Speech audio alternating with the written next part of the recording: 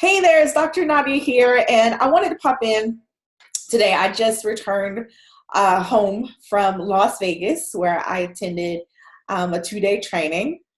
And over the next several weeks, I'm going to actually share some insights and some ahas that I gained from attending this training. So I always encourage people to really focus on improving your skills and, again, surrounding yourself with people who are like-minded.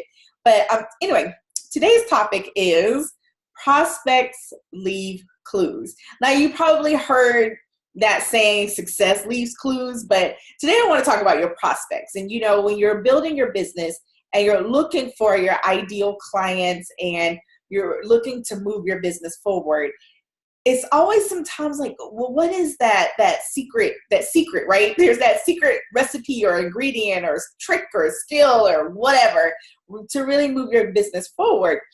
And it was interesting because during this event, there were a lot of different speakers talking about a couple different things and people sharing best practices and insights. And there was one couple that they worked together in building their business, and they were talking about a recent experience, and it just hit me like, oh my goodness, this is what I've been talking about when I'm talking about the conversation guide, when I'm talking about building your business, when I'm talking about actually having conversations. And speaking of conversations, there was this really interesting statistic that was shared, and I really hope I don't butcher it, but it talked about like 34 emails being the equivalent of providing the same amount of value of having one face-to-face conversation. Something like that. Like, it may be off a little bit, but it was a whole bunch of emails to one conversation. That much I know.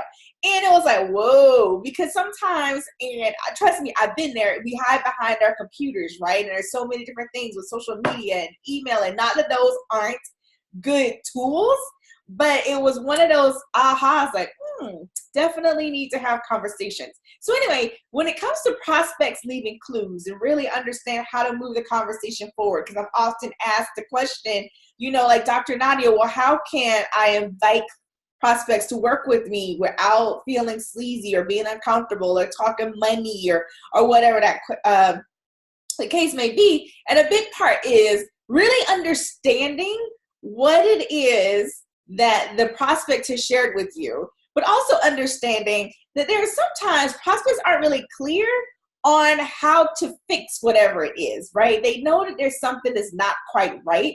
Sometimes they can't always put words to it. So that is why it's so important to listen. That's the first thing. Listen. Structure your conversations in such a way that it gives you the space to listen. And really, the second part is ask thorough questions or strategic questions, thought-provoking questions. So you don't want to just ask yes or no's. You want to really ask open-ended questions to help them create the space in the container for them to feel comfortable really opening up and sharing. And then listen. It goes back to part number one. Listen. Those two are really closely linked. Ask questions, listen, ask questions, right? And really and lean into it. Even if you're on the phone, people can feel when you're distracted and you're clicking on Facebook and you're checking your text messages and all that kind of stuff, right? Paying attention. And when they say something that's really like, ooh, that's juicy, right? Just say, well, tell me more about that. And you really get deep in there and let them share, because these are the clues. These are the things that you're listening for so that you can better help them, but also better be able to better explain to them how you can help them and connect the dots. So you said X, my program deals with X this way, and help them connect the dots. And I think that's a big disconnect, because sometimes we just go into a conversation and we really haven't given them the space to listen and express themselves. Now, there are circumstances where people really know. So not every personality type, like I've talked to people and they're just like, Dr. Nadia, we don't even need to go through this, right? Just honor that. But in many cases, it's really going to take some time for you to build that relationship. And I want you to structure your conversations, right? Your conversation guide. That's why there's a whole section for questions and listening. You ask questions, you quiet, whoop, zip it, and listen. And then the third piece is I want you to focus on the relationship, not just moving the ball down the field, if you will, and getting a credit card. I get it. I know there are a lot of sales trainers that tell you are the ultimate loser if you don't close the sale the second someone breathing gets on the phone with you. That is not true. I was trying to find this is not true. So this is not. But I want you to really focus on the relationship in that conversation and allowing that space.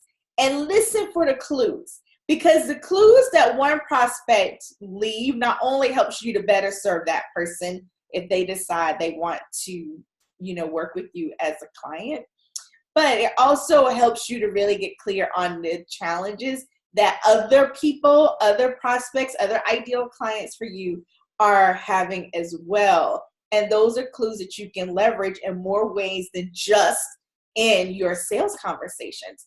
But so I want you to really listen. If there are any ways that you can implement with feedback loops in your business where people can give you feedback or ask questions so that you can really gain that insight, is really important. But that was one of the big ahas. There were a lot of ahas that I received this week in training. But like I said, I just got home from Vegas and I really wanted to share this information with you. So if you have questions for me, any additional insights, feel free to head on over to meetwithdrnadia.com. That's meetwithdrnadia.com. And let's schedule some time to have a conversation so I don't have to send you 34 emails. No, I'm just kidding. I'm telling you, we can just have one conversation and I can answer some questions way quicker than you waited for me to send 34 emails to your inbox. I'm just saying. Now, again, that's meetwithdrnadia.com. I would love to hear from you, but also think about ways that you can get in conversation, ways you can structure your conversation guide so that you can get those same clues from your ideal clients as well. All right, so this is Dr. Nadia. I'm signing off. I'm going to go get some rest, but I really just wanted to pop in and just stay tuned in because like I said, over the next several weeks, I'm going to share some other additional ahas that I received from my sales training this week. And I am really excited to share them with you. All right, I will see you again soon. Bye-bye.